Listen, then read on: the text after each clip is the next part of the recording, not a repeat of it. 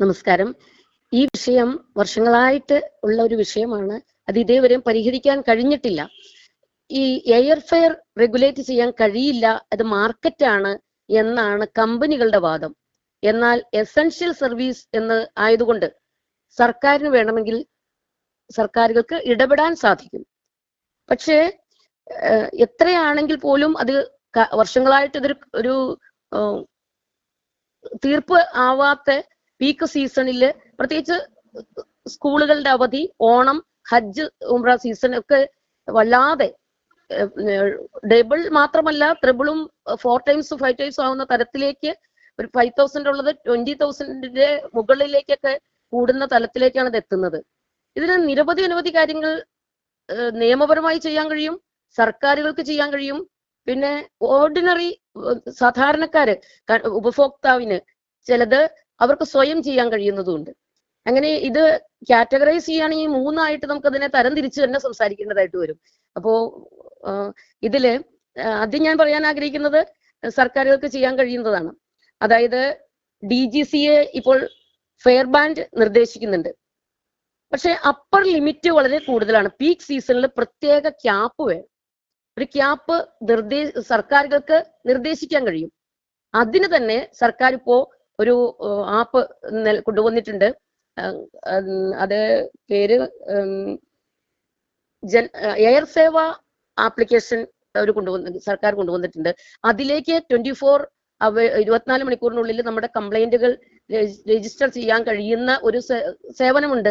എത്രമാത്രം അത് പ്രായോഗികമാണ് എന്നുള്ളത് നിലനിൽക്കെ തന്നെ ഇതിന്റെ ട്രാൻസ്പെറൻസി, ഡൈനാമിക് പ്രൈസിങ് ആൽഗരിതം അത് പബ്ലിക് ആക്കാൻ ഇതേവരെ ശ്രമിച്ചിട്ടില്ല.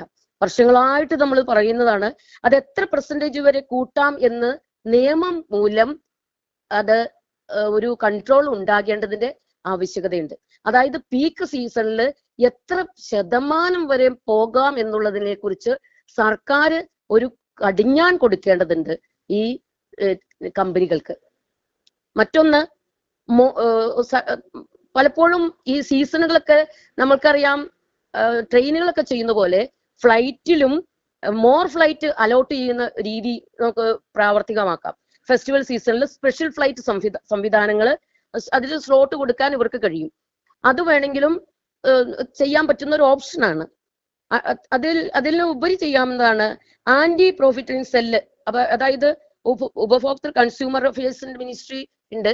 ആ കൺസ്യൂമർ അഫയേഴ്സ് മിനിസ്ട്രിയിൽ ഇത്തരം ചൂഷണങ്ങൾ തടയുന്നതിന് വേണ്ടി അവർ കൃത്യമായിട്ട് പൊതുജനങ്ങളുടെ അപേക്ഷകളും കണ്ടിന്യൂസ് ആയിട്ടുള്ള ഉപഭോക്താക്കൾ പറയുമ്പോൾ അതിനൊരു മോണിറ്ററി സെല്ല് എക്സ്ട്രാ സർക്കാരുകൾക്ക് ചെയ്യാൻ കഴിയുന്നതാണ്. പിന്നെയുള്ളത് സബ്സിഡൈസ്ഡ് റൂട്ട്സ് ആണ്. കേരളം പോലെ ഗൾഫ് മൈഗ്രേറ്റഡ് ഏറ്റവും കൂടുതൽ ഉള്ള ഒരു അറിയാലോ, ഏറ്റവും കൂടുതൽ പ്രവാസികളുള്ളത് കേരളത്തിലാണ്. കേരളം പോലെയുള്ള സംസ്ഥാനങ്ങൾക്ക് വന്ദേ ഭാരത് ഒക്കെ കൊടുക്കുന്നത് പോലെ സബ്സിഡി ഫ്ലൈറ്റുകൾക്ക് സബ്സിഡൈസ്ഡ് ആയിട്ടുള്ള റേറ്റുകൾ കൊടുക്കുന്നത് ചെയ്താലും, കാരണം ഏറ്റവും കൂടുതൽ സർവീസും ഏറ്റവും കൂടുതൽ ആളുകൾ ട്രാവൽ ചെയ്യുന്ന സംസ്ഥാനം എന്നുള്ള തലത്തിൽ കേന്ദ്ര സർക്കാരിനൊക്കെ അങ്ങനെയുള്ള ചെയ്യാൻ കഴിയും എന്നുള്ളതും ഇതിനോടനുബന്ധമായി ഞാൻ പറയാൻ ആഗ്രഹിക്കുകയാണ്. പിന്നെ നിയമപരമായി നിരവധി കാര്യങ്ങൾ ഇടപെടാൻ നമുക്ക് കഴിയും. അതായത് 2019 ആണെന്ന് തോന്നുന്നു, ഇയർ ഞാൻ ഓർക്കുന്നത്, കൺസ്യൂമർ പ്രൊട്ടക്ഷൻ ആക്ട് അനുസരിച്ച് അൺഫെയർ ട്രേഡ് പ്രാക്ടീസ് ആയിട്ട് നമുക്ക് ഡയറക്റ്റ് ആയിട്ട് ഡിസ്ട്രിക്ട് കൺസ്യൂമർ കോർട്ടിൽ ഒരാൾക്ക് ഒരു ഫോറത്തിൽ കേസ് ഫയൽ ചെയ്യാൻ പറ്റും. വിദേശത്തുനിന്ന് വരുന്നവർക്ക് വന്ന് ഇത്രയും റേറ്റ് കൊടുത്ത് വന്നു കഴിഞ്ഞാൽ നേരിട്ട് അവരുടെ ഏത് ഡിസ്ട്രിക്റ്റിലാണോ ആ ഡിസ്ട്രിക്റ്റിൽ കൺസ്യൂമർ ഫോറത്തിൽ കേസ് ഫയൽ ചെയ്യാം.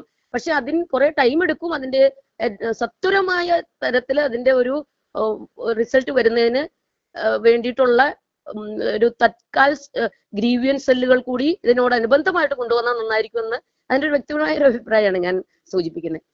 ഇതിലൊക്കെ ഏറ്റവും എളുപ്പ വഴി ഞാൻ ആദ്യം പറഞ്ഞ പോലെ DGCA കമ്പനി 24 മണിക്കൂറിന് കംപ്ലൈന്റ് രജിസ്റ്റർ ചെയ്യാൻ പറ്റുന്ന ഈ എയർ സേവ ആപ്പ് ഉപയോഗപ്പെടുത്തി കഴിഞ്ഞാൽ അതിൽ കൂടി തന്നെ നമുക്ക് ഓൺലൈനായിട്ട് ഇത് കംപ്ലൈന്റ് ഒക്കെ രജിസ്റ്റർ ചെയ്യാൻ പറ്റും. പിന്നെ ക്ലാസ് സെക്ഷൻ സ്യൂട്ട്, അത് നമുക്കറിയാം, നേരത്തെ PIL എന്ന് പറഞ്ഞാൽ പബ്ലിക് ഇൻട്രസ്റ്റ് ആയിട്ട് ചെയ്യുന്ന ലീഗൽ നോട്ടീസ് ആണ്. അത് ഒത്തിരി ആളുകളെ, അത് സാധാരണഗതിയിൽ ഗൾഫിലൊക്കെയുള്ള നിരവധി സംഘടനകളൊക്കെ ഇങ്ങനെ ചെയ്യാറുണ്ട്. 2013 ഡൽഹി ഹൈക്കോടതിയിൽ ഇതുപോലെ ഒരു ഞാൻ ഉൾപ്പെടെയുള്ളവരൊക്കെ ഒപ്പിട്ട്, ഞാൻ ഏത് കമ്പനി എന്ന് പറയുന്നില്ല, 2 വിമാന കമ്പനികൾക്ക് എതിരെയായിട്ട് ആർബിട്രറി പ്രൈസിംഗ് ആണ് അത് നിർത്തുന്നതിന് വേണ്ടിയിട്ട് ഒരു ഫയൽ ചെയ്തിരുന്നു ഞങ്ങൾ. Case class section സ്യൂട്ടാണ്.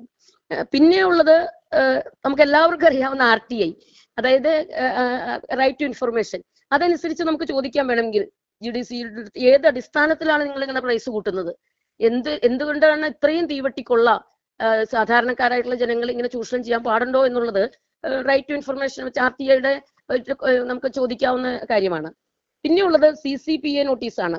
Central consumer protection അതോറിറ്റിക്ക് ബൾക്കായിട്ട് കംപ്ലൈന്റ് കൊടുത്താൽ കമ്പനിക്ക് തീർച്ചയായിട്ടും നോട്ടീസ് വരികയും അതിൽ അവർക്ക് ഉത്തരം കൊടുക്കേണ്ടതും അതിന്റെ റിപ്ലൈ കൊടുക്കേണ്ടതും അവരുടെ ബാധ്യതയായി മാറും. ഇങ്ങനെയുള്ള കാര്യങ്ങളൊക്കെ നമുക്ക് സാധാരണഗതിയിൽ നിയമപരമായിട്ടുള്ള കാര്യങ്ങളൊക്കെ ആയിട്ട് മുന്നോട്ട് പോകാം. ഇതൊന്നും വർഷങ്ങളായിട്ട് ആളുകൾ ചെയ്യുകയും ഈ മേഖലയിൽ ഇപ്പൊ എന്നെ കേൾക്കുന്നവർക്കും ഇത് കൃത്യമായിട്ട് അറിയാം. പലരും ഈ വിഷയത്തെക്കുറിച്ച് സ്റ്റഡി ചെയ്യുകയും ഈ മേഖലയിൽ ഉള്ളവരുമാണ്. പക്ഷേ അതായത് സർക്കാരിന് ചെയ്യാൻ പറ്റുന്നത്, നിയമപരമായി ചെയ്യാൻ പറ്റുന്നത് ഒക്കെ ഉണ്ട് എന്നിരിക്കെ സാധാരണക്കാരായിട്ടുള്ള ഞാൻ ഉൾപ്പെടെയുള്ള ആളുകൾ, ഞാൻ പ്രവാസി കൂടിയാണ്, അപ്പൊ എന്റെ റിലേറ്റീവ്സ് ഒത്തിരി പേര് ഇപ്പോഴും വിദേശത്തുണ്ട്. അപ്പൊ ഈ ഡൈനാമിക് പ്രൈസിങ്, സർജ് പ്രൈസിങ്, ഇപ്പൊ ഡിമാൻഡ് കൂടുന്നതനുസരിച്ച് റേറ്റ് AI വഴിക്ക് നിരക്ക് പെട്ടെന്ന് 5000 എന്നുള്ളത് നോക്കി നിൽക്കാതെ 20,000 ആവുക. പിന്നെ ലാസ്റ്റ് മിനിറ്റ് മോണോപോളി വരുന്നു. പീക്കിന് 2-3 ദിവസം മുമ്പ് തന്നെ അതിന്റെ റേറ്റ് വല്ലാതെ വരുന്നത്.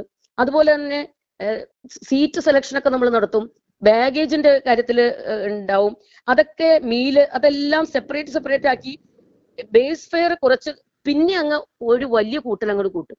അപ്പൊ നമുക്ക് അങ്ങനെ അതുപോലെ തന്നെ കലണ്ടർ ചീപ്പസ്റ്റ് ഡേറ്റ് ഏതാന്ന് കാണിക്കാതെ ഡയറക്റ്റ് ഏറ്റവും കൂടുതൽ റേറ്റ് കാണിക്കുന്ന രീതിയൊക്കെ ഉണ്ട്.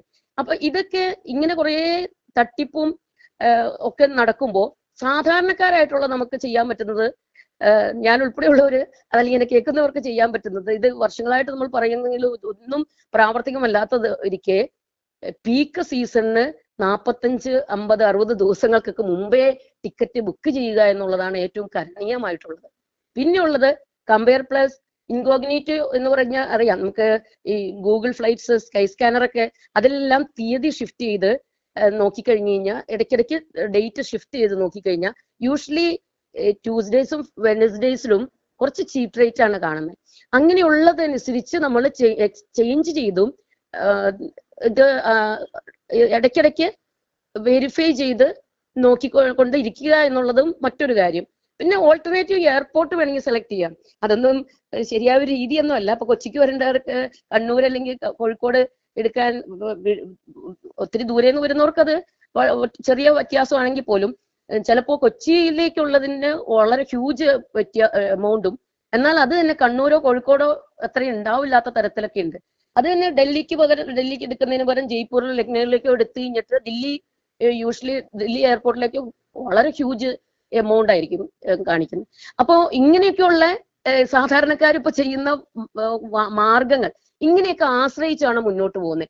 ഇതിനൊക്കെ കൃത്യമായ ഒരു പരിഹാരവും ഇതിനൊക്കെ കൃത്യമായ ഒരു ഇടപെടലുകളുമാണ് നമുക്ക് ആവശ്യം.